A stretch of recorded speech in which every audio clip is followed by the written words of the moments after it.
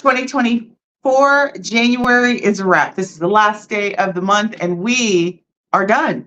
So let's end it with a bang and start February with positivity. So February is my birthday month. So I'm pretty excited tomorrow to kick off birthday celebrations in February.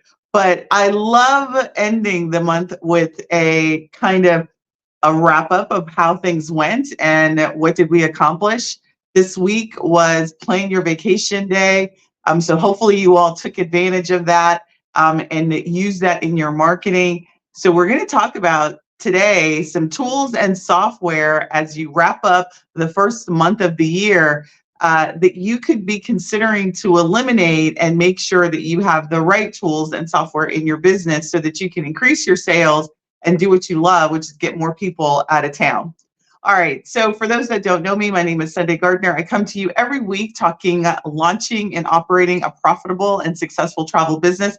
And we're going to talk about what exists right now that's got you guys a little bit chaotic in terms of the way that you're running your business. So I am, for those that may not know me, I love technology. And, the last 2 years have really introduced a lot of great advancement in the travel industry. And so I am I've taken upon myself to personally spearhead the bringing of more technology to the industry and to you all, and eliminating those things that aren't serving you well, even though you may be hanging them on. So I created my list of 8 today that I want to go over with things that you guys may be doing in your travel business, and you have some alternatives and maybe you don't know about them, or maybe you do and you're just a little bit scared to make the jump to go with it. So, as of the recording of this video, which is January 31st, tomorrow embarks a new rule in the Google, Yahoo, general email provider space. I don't know if any of you guys have heard about it, but if you're on my email list, I sent out an email on Monday talking about the impact that this is going to have on you travel advisors. So in the comments, how many of you guys are running your travel business and you are using an @Gmail account or an @Yahoo account or any domain that is not owned by your business? Type in the comments if that's you. If that's you and you are running travel business @Gmail, type that in the comments. Now, this is not to throw you under the bus, but I know a lot of travel advisors have not made the leap, or maybe they don't know how to make the leap in terms of actually getting the name of their business as their email handler, so to speak. And so tomorrow marks a big day for those of you that are doing email marketing using Gmail, Yahoo, MSN, God forbid, AOL, or any other handler for that matter. You will see a significant decrease in your deliverability. And what does that mean? If you're not someone like me who follows along this kind of news, you may be like, what the heck does deliverability mean, Sunday? A lot of you guys who are, test driving our solution, one of the things that we are sort of popping out at our users is this idea of email deliverability. And literally all it means is you send it and people won't get it.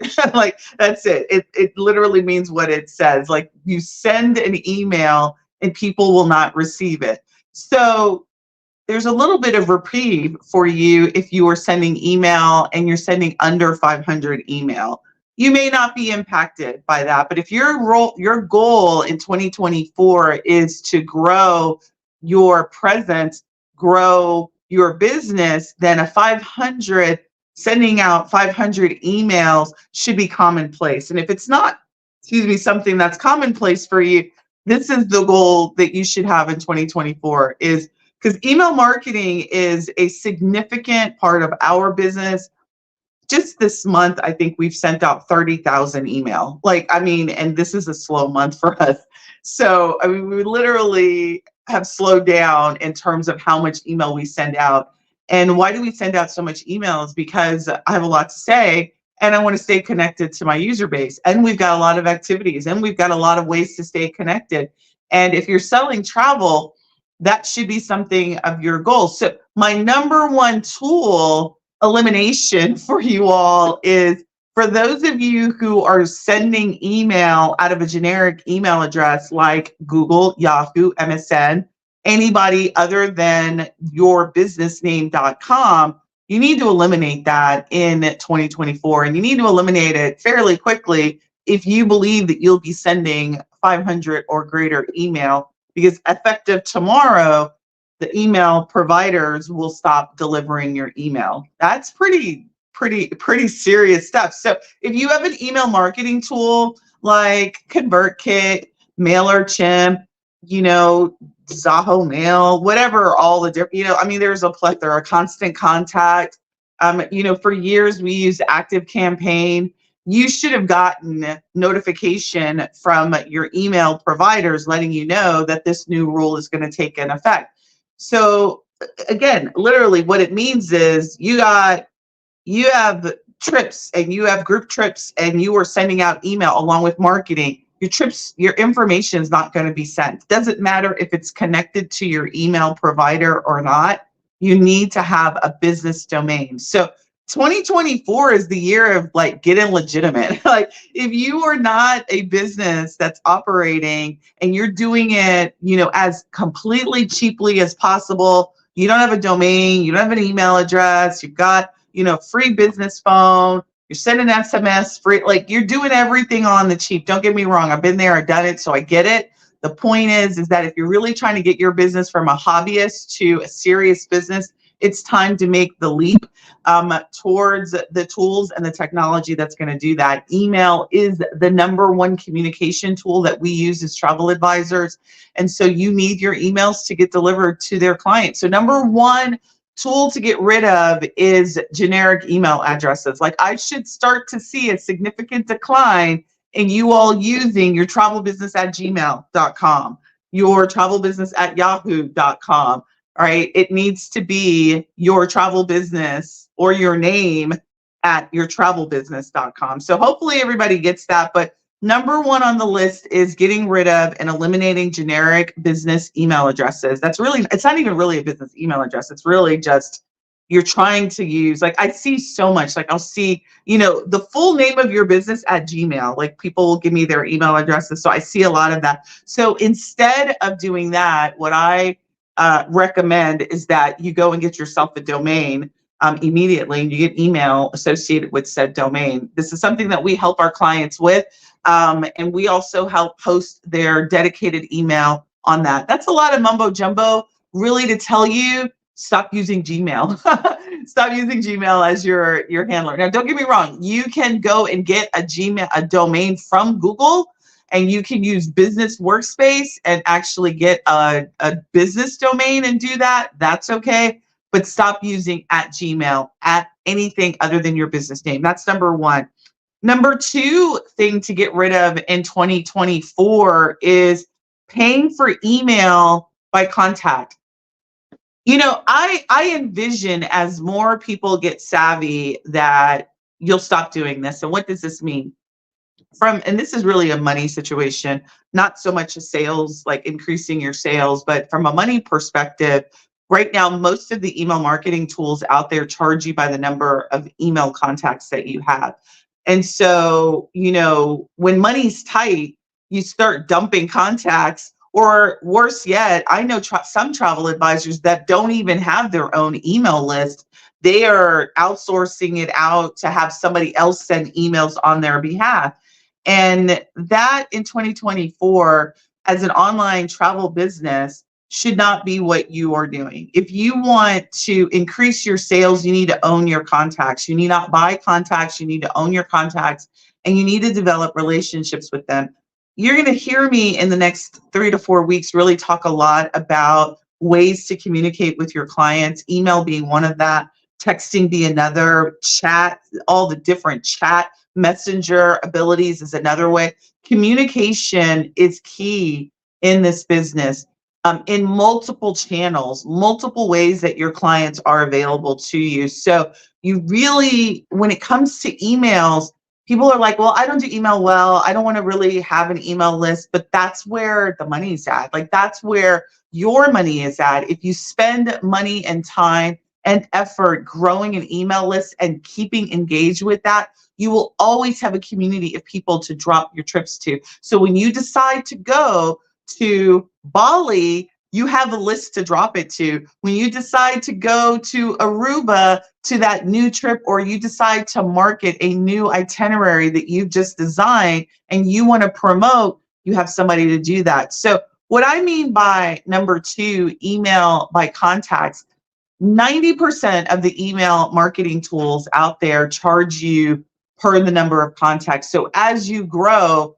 as does your expense grow. So your cost of having said email marketing tool, years and years I have literally tested at least 10 of the email marketing tools. I've tested Constant Contact, I've tested MailChimp, ConvertKit, I've tested several of them that are connected to funnels. I landed on Active Campaign. That is where we landed before we implemented our solution that we're using now. And as you grow, so does the bill. So, we've been as high as 15,000 contacts, and 15,000 contacts is a pretty hefty bill when you're paying per contact. So I say out with that, like get rid of email marketing tools that charge you by the number of the size of your contact list. I prefer to be charged by the number of emails. So if I'm doing a heavy emailing out 1 month, I know that my cost is going to be equivalent. But normally if I'm heavily promoting, there's revenue tied to that, right? So there's a direct return on every email that I send. So instead of paying for me to house contacts, I'd rather pay for me sending out emails to my contacts. Does that make sense? So you could have 10,000 emails, but if you're not using them, and let's say you're only sending out to those people who are interested in Aruba or Bali, and that's the way that you send out email contacts, you can manage your marketing expense that way. So my number 2 is out with email marketing tools that charge per contact, and in with tools that allow me to focus on engagement and focus on connection. So I'm okay for paying for connection and engagement because I can manage that, and I can do better with that. So number 3 tool in my list of tools are form builders, standalone form builders. How many of you guys are using Jot Forms, Cognito Forms? What's another Google Forms? I used Google Forms for a long time, taught. I've got many, if you search old YouTubes or a part of any of my, older classes, I taught Google Forms for a long time because there are just the amount of information that we have to collect for our clients. Before CRMs for the travel industry became readily accessible for travel advisors, you had to collect it either on the phone or you had to collect it. So insert Google Forms is why I started teaching advisors how to use Google Forms. Well, you guys are savvy enough now that you want your forms to look good. You want your clients to have better experiences when you ask for information. But at the end of the day, the form is really intended to do one thing, and that's to collect information for your client in a way that allows you to get it accurately, minimize errors, and avoid you having to collect it and input it into another system. But if you're using a standalone form builder, you're probably still having to do that. You're still having to swivel chair into your CRM like TravelJoy. You're probably still having to go into Travefy to get that data into those systems.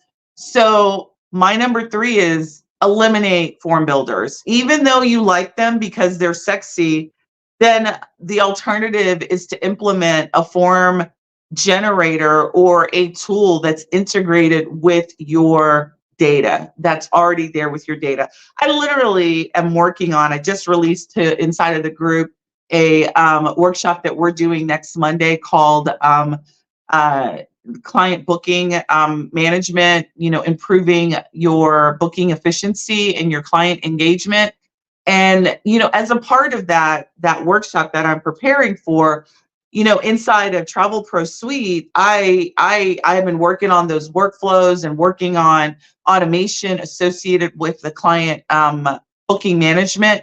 And we have just in the last week, I have standardized. I've done this before. I've already standardized these forms, but really went through and built automation around all of them. We have a passport collection form. We have a flight collection form. We have a passport and flight combo collection form. We have a traveler form for traveler one plus any of their other people. We have a credit card authorization form. Like the amount of forms that, and don't get me wrong, like there's in destination forms that we have to create. There's a request form that so that's about 6 different forms that we do, not to mention every time we promote a destination, there is an opt-in form that's associated with that destination that has, that's associated with graphics. There's all sorts of, so forms are a commonplace as an advisor. If you're marketing and if you are actually managing the booking, you need to collect data and you need to collect accurate data. Date of birth, phone number, right? Passport information, flight information. You need to pass all this information around. So having it in a standalone system just creates more work and is inefficient. So number 3 is out with standalone form builders, in with integrated, automated form systems that allow you to capture pertinent information around your client at the time, just in time when you need it, right? So when I need passport information, I can collect it either at the time that I've confirmed the booking or at the time, I do a check-in, I'm doing it 30, 45 days before the trip and checking to make sure. So that's number 3. Number 4 is a tool that I know many of you guys have. How many of you guys are using e-signature? Because you know that in this litigious world, and in this chargeback world, you need signature for your terms and conditions and contracts and your fill in the blank, right? What I would also say is, this goes with my number 5, which is out with paper documents. Please do not, in 2024, send anybody a paper document. Do not fax a document. Do not send them a PDF that they're going to have to print out and sign themselves and then, scan it and send it back to you. That's so inefficient. There's way too much technology for you to do that. If you tie a form to a signature, then you've got all that. So how many of you guys are using Adobe eSign or, what are some other ones? DocuSign. There's another one. I think even Zoho has a signature platform too. We used Adobe Sign for the longest time. So eliminate that now. Like eliminate a standalone e-signature tool, because whatever you're using should be integrated with your forms builder, should be integrated with your CRM, so that you are not having signature signed documents in one system and then you've got to go and search for it and it's not connected to your client data. So I say out with separate e-signature tools, in with integrated signature tools that are tied to my forms, tied to my records, so that the journey of where my clients are is all together. So bye-bye Adobe, bye-bye DocuSign. I need, and not only do I need a signature, I need an IP address, right? I need to be able to, because this is where we're at in 2024. Like somebody does a chargeback on me, I need to be able to prove that the client actually signed at this IP address. Like I actually need to have a digital signature with my forms now. I need to have that type of traceability. And if you don't, you need to, right? Like that's just where we are right now. This is not a paper world that we are in, and so my number 5 is get rid of paper. Like get rid of paper wherever you can. I literally was talking to somebody, literally it's like, I gotta like eliminate that word out of my vocabulary. But I was talking to somebody this week and they were like, yeah, I get somebody to sign my credit card authorization, and I got folders and I'm storing the credit card authorization in the folder. And my heart went, ugh. Stop doing that. Like, stop doing that, because you're not supposed to store credit card numbers on paper anymore. Like, that's illegal. Like, you shouldn't do that.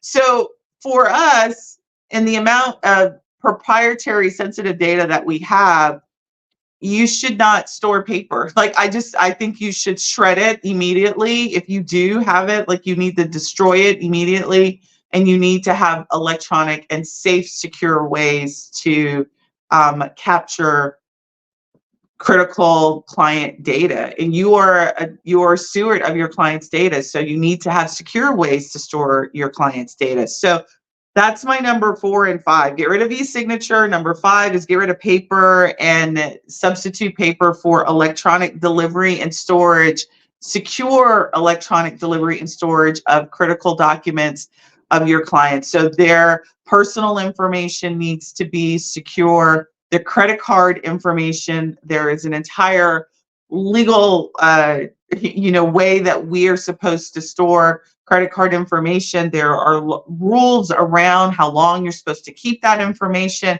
And so if you don't want to become a legal expert of all of the laws associated with that, then you work with software companies that are PCI compliant. The standard that requires credit cards to be stored in a particular format, it's called PCI compliant. So if you are storing people's credit card numbers on paper, you're collecting them and storing them to use them later, you are out of compliance. And you just are subject to you're subject to what out of compliance means. At this venture, I wouldn't do it. Like, I would not have a business or solutions, manual or automated, that put me at risk legally. And I just don't want it. I don't want that for you all as well. So number 5 is eliminating the paper storage of things, particularly if you cannot keep them secured. Like, with all the data breaches that exist, one may argue that my house is more secure than some of these banks are. But at the end of the day, you definitely should not be keeping somebody's credit card on file in your, home office. That should not be something that you're doing. All right, number 6, I'm going to say this, and this is going to probably shock people. I say this is not a software, but it's definitely a tool. I say get rid of business cards. Get rid of the brick of business cards that are sitting on your desk, collecting dust, not serving you, and get in. I would say I would substitute business cards for an online presence every day, all day, because people who are looking for me can find me if I focus. So if I spent that same, I used to buy business cards by the thousand. I had a company in Texas, and because I love the whole idea of design and all that. So I'd come up with a new business idea, and I would go to my graphic artist, I'd design a new logo, design a new graphic, and I would order a business card. And it was to the point, like, I had like bricks of business cards. Like, I literally could hit somebody over the head with my brick of business cards. And I would rather you spend that money, that effort, and that time on building your online presence, building your social media presence, making sure that your YouTube channel represented what you wanted, right? All of your graphics, your logo, your brand represented the story that you wanted to tell. I would rather you spend the money instead of buying 1,000 business cards that won't do you any good than an online presence. So out with business cards in 2024, in with online presence. For those of you that are going to slide in my inbox and be, what about networking? Every single time I go to a networking event, I'd rather somebody follow me on YouTube, follow me inside of my group, and have a conversation about those communities that I service than handing out a business card that somebody's going to either lose, forget about, or not have. So if I'm meeting and networking with somebody, I would rather have the opportunity to actually talk to them about how they would love the community that I have that's just for them, than to give them some inanimate object that will sit in their purse, their wallet, and hopefully they bring it out when they remember. So out with business cards, in with online presence. So an online presence is even more powerful than a physical business card, because you can be discovered while you're sleeping if you've done a good job with growing that online presence. All right. Number 7 is this is gonna maybe hurt a couple of people's feelings too. Automatic social media posting services. I'm gonna say that again. So social media companies that that are free to you, right? So you buy them, and do you know why they're free? Because they want your assets, which are your clients, your emails, your clicks, your audience seeing their content. Nothing in the world is free. Like, I just want to say that there's a cost to doing everything, and just because you don't know what the cost is doesn't mean that you're not paying for it. So if it's free, you're the commodity. You are the one that is giving up something that that person who has it for free wants. So when it comes to social media that post on your behalf, generic social media content, right? It could be trips, it could be great, destinations. That's generic. What I would argue for you to go investigate, for any of you all that are using these generic services, is what kind of engagement are you getting with that? How many new email addresses are you adding to your email list? How many new packages are you selling? Hell, how many new likes are you getting? How many new people are joining your Facebook group, or joining subscribers are you getting because of this content that you are having people post on your behalf? If you're not tracking it, get rid of it. I said it. If you're not tracking it and you don't know how well it's doing for you, it's a waste of your time, it's a waste of your space, and it's not really doing anything for you, particularly if it's generic. If you don't have specific, and I want to like step back even more, because I think it's even more important this year than it was even last year, even more than it was 2 years ago, 3 years ago, because of AI.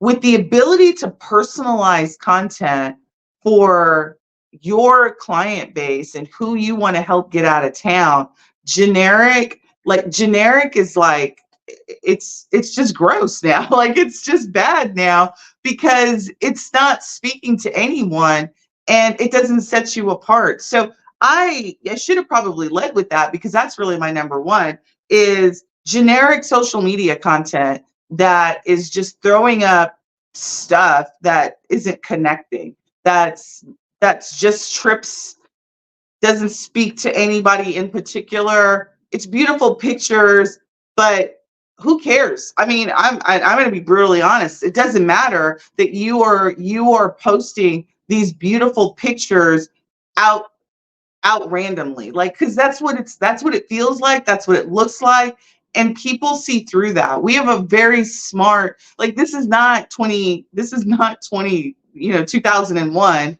when social media is brand new and everybody is just amazed by all of this new visualization. Now people are so inundated with visual content, video, images, shorts, longs, whatever, right? GIFs, all of this stuff that's coming at people. You having this generic content doesn't make you stand out and doesn't sell better for you or make people remember you. You are just part of the scroll that people are going through. All right. So I say in 2024, we end January out with this generic content. Your content needs to be specific to the type of person you want to get out of town. I will tell you that there are some travel advisors that are in my newsfeed that do a bang up job of really isolating who their market is. And really, when they show up and they do content, they're speaking to that market, right? Whoever it may be. So if you specialize in women, you specialize in busy women, you specialize in families, you specialize in whoever it is that you want to get out of town, the marketing that you do every single day, every single week, every single month, quarter, year is geared to that person. You're speaking to that person in your marketing. Your trips are connecting the dots for that person as to why they could see themselves out of town on that vacation because you've made that connection. You guys posting Virgin Voyage, Virgin Cruise Line images and not connecting why they need to be on that cruise isn't doing you any good. All right, so that's what I would say is my number 7 is generic social media posts out the window, and I switch that up for targeted marketing to a very specific client base. So that means get rid of those services. Get rid of if the service that you have and the tools that you have don't allow you to target your audience better, get rid of it. That's what I would say. Get rid of it, eliminate it, and focus on tools that are going to allow you to target. So here are some tools that could allow you to target. I'm going to stick, Facebook, Zuckerberg, I was just watching the news earlier. He was under the gun today. Like he got it bad today in Congress again. But Facebook is a great tool to target. YouTube is a great tool to target. TikTok, all of these social media platforms allow you to target very specific markets. And so you want to create content that's geared for whoever it is that you want to get out of town. So the social media platforms are great tools. It's just utilizing them in a way that will allow you to be discovered by whoever it is that you want to be discovered by. So the services, unless they can get you in front of your ideal market, I'm not interested in working with those companies, those softwares, those people that don't get me in front of more families, don't get me in front of busy Black women, right? Whatever or whoever your market is, the first thing that you should ask a company that approaches you and says, yes, we can do social media marketing for you is, how are you going to help me get in front of my ideal client better, quicker, faster? That's what I would say. So that would be out of the window. Now, this last tool is a tool that's a money tool, which is, it just actually popped in my mind because I saw some on somebody's site. I was surfing around just before this call and I saw Uplift, which is a financing tool for that travel agents can use and offer to their clients to offer financing for trips. So the tool that I would say for you that you need to eliminate is no payment options. Like eliminate not having payment options for your clients to get out of town with. There are so many options that now don't get me wrong, those options have a price tag that your clients have for convenience. And I believe in 2024 that you should be charging them for that convenience. Just because you offer the option doesn't mean that you need to eat the cost. But I think that what I'm suggesting is, as a tool, you need to eliminate reduced payment options. You need to offer more payment options, more flexibility. There's a cost to that flexibility and variety and management of that. But I believe that you should increase your availability of payment options. So 5 years ago, I was like, Cash App, nope, I don't do it. Like I don't do Cash App. I still don't do Cash App because I just don't like Cash App, but I do offer cash payments through Zelle. Do you? Like, should you? I think you should. I think you could. Is there a cost? Like, is there a cost to that? As long as there's no additional business cost to our business, we're not going to charge you for it. But if it costs me more time to process a payment, there is a charge for that. Does that make sense? So just because I offer additional choices doesn't mean that it's for free. And that's not what I'm suggesting for you either. Just because you offer additional options doesn't mean it's for free. So if you aren't offering financing in your travel business, you need to. Uplift is the way to go. It's a travel solution. It's very easy to get qualified as a travel provider. There's a process that you need to go through, but financing is an option. Offering payment options above and beyond just credit card and checks should be a part of your 2024. There are even now, like Google Pay, Apple Pay, those should be viable options for you. working with providers that allow you, payment providers and gateways that allow you to offer Google Pay out, Apple Pay and all these other different payment methods should be a part of your business in 2024, because those agents that don't offer it and the agents that do offer it, again, it's just another thing that sets you apart from agents that don't. Like agents that tell me that they are, they're old school, technology's not their friend. Most everybody tells me technology's not their friend. I'm just trying to come out here on these internet streets to let you know that technology needs to be your best friend in this day and age, particularly to help set you apart and make you more competitive. So it's going to be these small things that you have in your business that are really going to allow you to set yourself apart as you go into this 2024.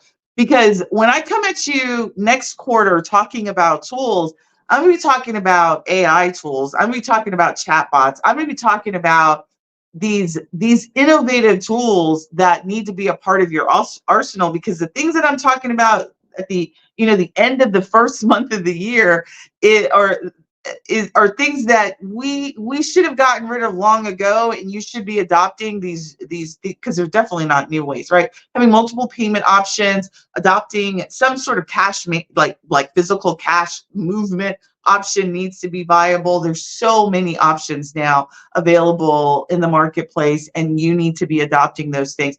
These are not new wave concepts. So I'm telling you, in January, I'm ending with sort of an old set, because when we go into next quarter, we go into next month, I'm going to end the month with, here are some tools that you need to be adopting. And it's going to be like tools that are really going to be like on your website. If you have a website right now and you do not have a chat box that is able to interact with your clients as they come to your website, ask them questions, get them booked or hooked with a request, get them the ability to fill out a request form, get them the ability to book an appointment with you, right? In the next 6 to 9 months, you're going to be behind the 8 ball. So I just want you to hear it now, because if you're not using ChatGPT or some AI to help you with content, you're behind the 8 ball. All right. So all of these things that I'm talking about, these are predictions. These are Sunday predictions that I'm giving you from a technology perspective. So now it's time to step over the old technology, step over the old way of doing things, and really start adopting those things that are not only going to make your life easier productivity wise, but also going to make your client experience easier for your clients to interact with you from day one, from the first time they meet you until you get them back in from out of the amazing experience that you have. You need to make that experience the very best that you can. And it starts with the tools that you decide to use in your business and the way that you market and also operate your business. So these are my top 8 kind of oldies that I'd like to see you guys get rid of. And then as we go into 2024 and continue, we'll be talking about the new tools that you need to be adopting and how you make it easier and better to help people get in and out of town. So I'm going to look at some of the comments, see if I missed anything.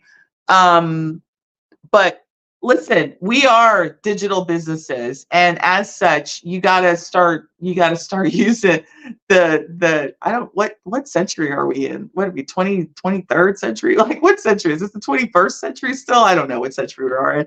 Right. Whatever century we're in, you need to start using the tools for it. We are now an AI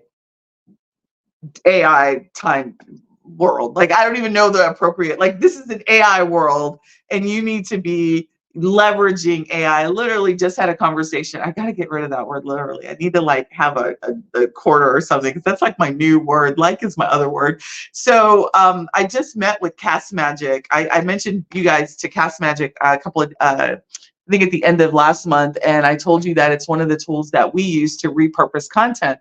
So I met with the vendor today so he could kind of walk me through some of the additional features. And I'm actually going to have them come on and show you all how to leverage this particular tool that helps you get, let's say you do a blog and it can convert it into 10 other additional pieces of content for you.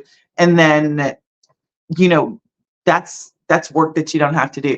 That's where we need to be going into this year and continuing this year, is marketing has got to be your focus. Like marketing, getting the name of your business out there, getting in front of the people that you want to get in front of, that has got to be the focus that as you go into 2024. My goal is to make sure that operationally that the tools that you have are easier to help you operate your business so you can focus on marketing. So next week, if you haven't heard, we are having our suite success workshop, and it's going to be on engagement, client engagement and booking management, how to set it up and forget it. What do you need to do? Because, I counted, we have written just in this workflow alone, we have over 20 emails that are sending out. We have at least 10 different automations that we have automated, will be automating for our clients of our TravelPro Suite item. These are automations that happen and will happen the minute a traveler approves a proposal and gets into the ecosystem.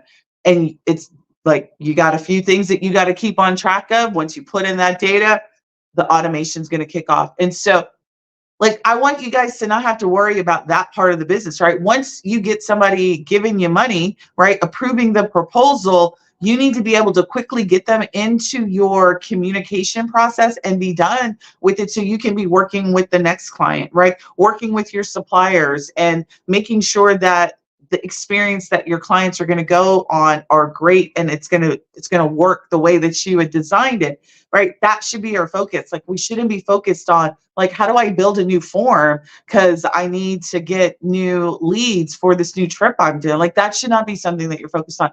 So that is what we're focused on, is making that easier and better for you in the operations of your business. So join me. I will post the link in this live, but if you are one to take notes, I should have had it so that it shows up, but it's onlinetravelboss.com/suite success, and that you can register for our upcoming workshop. It is free. It is a 3-day workshop, and we're going to be focused on ways that you can increase client engagement after they've done the approval, automations that you can put in place, and how you can use AI tools to help with the whole booking management and personalizing the experience for your clients. I hope to see you next Monday. We kick off Monday. We will not be having a live next week because we will be in workshops. So I will see you the week after next. Have a fabulous week. And you know what? I'm going to be celebrating the entire month of February because it is my birthday month. So I will be starting tomorrow and ending, I don't know, is this year a leap year? Is it 28 days or 27 days this month? I don't even know if it's a leap year. So whatever the time is, I'll be celebrating the entire month of February, my 51 years. So we start tomorrow and we're kicking off with a workshop. So I hope to see you next week. I will see you in 2 weeks at our next live. Talk to you soon. Night.